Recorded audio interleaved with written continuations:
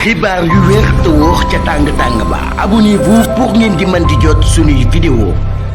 Arouna Magatte Niang di ab chroniqueur moom mi daan nañ koy placé sous mandat de dépôt ngir division des fausses nouvelles di leen jaajëfal bu baax a baax ci ànd gi ak ñun ci chaîne bii di Buzz 221 HD. Arouna Magatte Niang lundi 19 mai lay jàkkaarloo ak ki nga xam ni moo di àttekat bi ginnaaw bi ñu ko placé sous mandat de dépôt moom mi nga xam ne nag dafa yëkkati woon ay kàddu di ko jëmale ci mbirum coronavirus bi ak ministre bi fi nekkoon di Diouf Sarr moom mi daal mu doon xam le ni kon feebar bi dañ ko doon def ci ay masque di ko def nag ci li nga xam ne kon moo di nit ñi ngir ñu daal mën a am boobule feebar moom Arouna Magatte Niang kon daan nañ koy teg loxo. tey jii ki nga xam ne moo di leader bu parti bii di Pastef Ousmane Sonko daan nay seeti woon ki nga xam ne moo di Azoura Fall ak ki nga xam ni moo di Kayré ginnaaw bi nga xam ne dañ leen a tegoon loxo ci ay kàddu yu ñu yëkkati daal di koy teg ki nga xam ni moo di njiitum réew ki fi nekkoon njiitum réew bu Sénégal di Macky Sall. ñoom ñaar ñi nag war nañu leen a atte alxames bi ñu dëgmal kon tey le premier ministre Ousmane Sonko daal di leen di woon seeti. Manal Talla di Fou Malade daal nay annoncé nag daal dina créer li nga xam ne moo di parti politique am ginnaaw bi nga xamee ni moom mii ab rappeur la woon nekk ab activiste politico artistique nekk ab artiste Malal Almami Talla lay wuyoo ñu koy woowee ci turu Fou Malade moom mi nag daal daan nay bëgg a jël nag beneen trajectoire bu bees moom mi nekk ab membre fondateur du mouvement Y'en a marre daan nay annoncé fukki fan ci weeru mai atum 2025 nag daal dina taxawal ab parti politique am neen nag daal maa ngi leen di annoncé fii nii daal bientôt damay lancé sama parti politique te nag daal ab parti d'idéologie hip hop lay doon maanaam daal parti boo xam ne idéologie bi mi ngi tënku ci wàllum li nga xam ne moo di hip hop neen nag daal dina ko tuddee li nga xam ne moo di jëf moom mi nag daal di rapport ba tey daal daan nay xam leen nag daan nay organiser ab panel ci jeu hip hop muy Géejawaay hip hop neen nag daal ci loolu ci 3e édition du projet Jahoo démocratie neen nag daal ci loolu Alioune Tine ak Saliba ak acteurs de hip hop yu bëree bëri daan nañ fa woon teewe ci loolu nag daal kon Manal Talla daan nay xam le ni dina taxawal kon ci li nga xam ab parti politique bu yoo ci turu jëf ci weeru janvier atum 2026 loolu kon la Malal Almami Talla daal di xam li Azoura Fall ginnaaw bi nga xamee ni daan nay yóbbu ci yoon wala sax daan nay wax ni day yóbbu ci yoon kon ki nga xam ne moo di Maître Moussa Diop vidéo boobee nga xam ne moom lañ publié ñu wax ni def na juróom-ñeenti weer ginnaaw bi ñu ko digloo démb ci mardi bi moom activiste bi di Azoura Fall nekk nag ku jege lool le premier ministre Ousmane Sonko daan nañ daal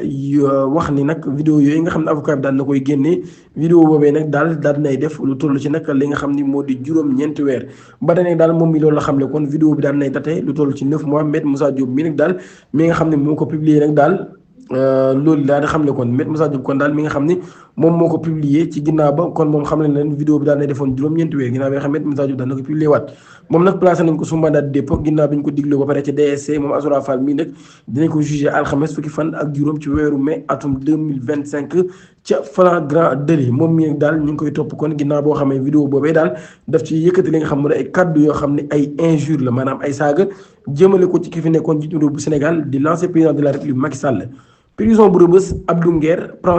régulièrement ses repas Abdou Nguer bi nga xam ni dafa nekkoon ca greffe des faim ca prison bu Rebeuss moom mii nag daal mi ngi jël li nga xam ni moo di ay lekkam comme ni mu ko waree ginnaaw bi nga xam ne daal nañu annoncé woon nag daal dafay def ab greffe de la faim depuis quelques jours détenu bii di Abdou Nguer moom mi nag daal mi ngi jël kon ak lekkam maanaam daal mi ngi xewlu kon bu baax a baax ci waxtu yi nga xamee ni moom la war a xewlu moom Abdou Nguer mii daal nga xam ne nag ginnaaw ba daal nañ ko placé woon sous mandat de dépôt par le juge d'instruction bu 3e cabinet depuis le 17 avril bi nga xam ni moom la ñu weesu moom Abdou Nguer justice ba tey ab faux magistrat boo xam ne daal nañ koy jàpp ci mercredi bi mu nekk nag mbirum doy waar lool Samba Koor Dia Fall lay wuyoo moom mi nag daal dinañ ko atte mercredi ca Dakar pour usurpation de fonction moom mi nag daal da doon wax ni rek moom mii kon ab magistrat la daal di amoon sax ab bureau li nga xam nag moo di bureau nijaayam ca palais de la justice moom mi nag daal mi ngi présenté kon comme le chef d'un fictif bureau des médiations pénales moom mi nag kon daal nay tenté nag ngir escroquer ab citoyen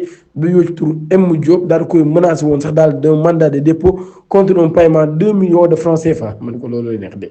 maanaam menacé ab citoyen yi daal da koy mandat de dépôt ngir mu fekkul tool ci 1 million de francs CFA moom mi ne ñu ngi ko piégé par le parquet avec l'aide de sa victime et placé sous mandat de dépôt kon parquet bi daf ko piégé ginnaaw bu leen victime bi jàppale ñu daal da koy placé kon li nga xam ni moo di sous mandat de dépôt moom mi nga xam ne kon da doon wax ni daal ab magistrat la ba bëgg a dóorate mandat de dépôt moom mii lañ mujjee dóor kon li nga xam ne moo di mandat de dépôt. cybersécurité Adama Abdou Fall tey jii lañ ko fa woon mercredi fukki waxtu ginnaaw bi nga xam ne daan na jot Adama Abdou Fall confié woon nañ ko tey jii ci mercredi ci cybersécurité ginnaaw ab plainte boo xam ni ki ko déposé moo di Ngoné Saliou Diop ak Salma Ibrahima Fall. Adama Adou Fall daan nañ koy convoqué woon ci cybersécurité cybercriminalité ginnaaw bi nga xamee ni Ngoné Saliou Diop ak Salma daan nañuy porté plainte moom mii di Adama Adou Fall ginnaaw ba tey gi daan na wuyu ji woon ca moom mii ne daan na yëkkati ay kàddu moom Adama Adou Fall daal ci kàddu yooyu yi mu yëkkati sax bokk na ci nag daal dina wuyu ji dina déglu bu dee nag daal nee na moom mii moo tooñ dina jéggul bu dee tooñul tamit daal dina taxawaat fi mu taxawoon wax ni tooñul loolu la Adama Adou Fall daal di xamle. plainte d'Azoura Fall jëmale ko ci maître Moussa Diop ne daal nee na sans layami maa ngi xaar ay avocat am loolu la maître Moussa Diop wax moom mi ni daal nee na kon mi ngi xaar avocat yu ki nga xam ni moo di Azoura Fall sans layami moom mi ma nga ca Paris fa la yéegee mbir mi nee na nag daal dafa am ab plainte pénale boo xam ne dañ koo jëmale ci kawam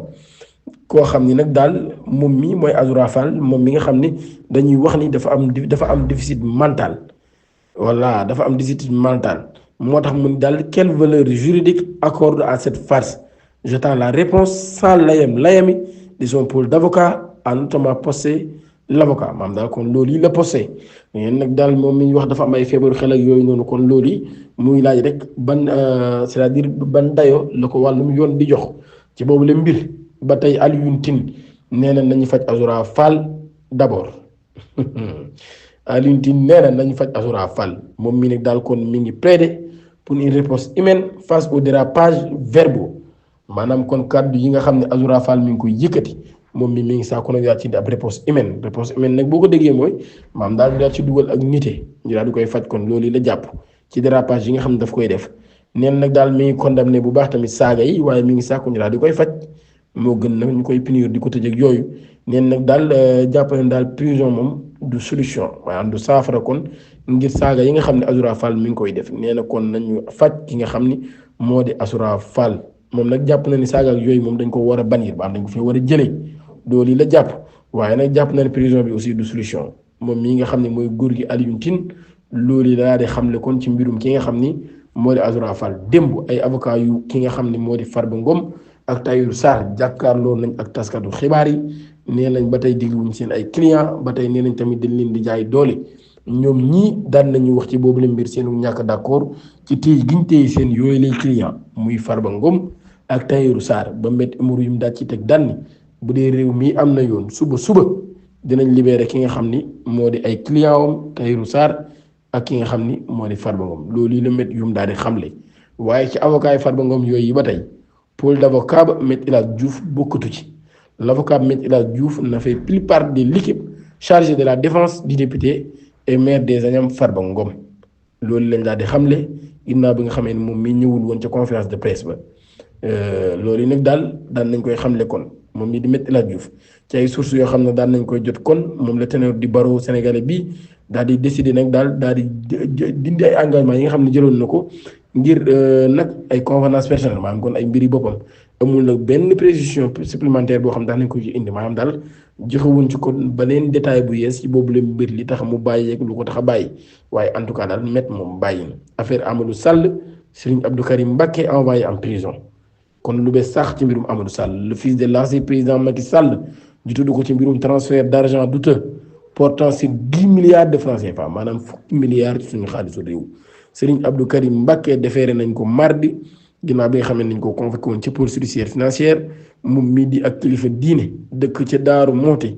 kon moom mi daal nañ koy inculpé placé ko sous mandat de dépôt par le juge d'instruction financière loolu la seno bi daal di xamle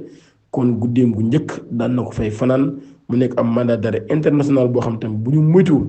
dinañ ko lancé doomu Macky Sall bi di Amadou Sall moom Macky Sall moom yi ci moom la ñuy des Macky Sall ak Sanu John rebondissement dans le dossier compte bancaire de 1000 milliards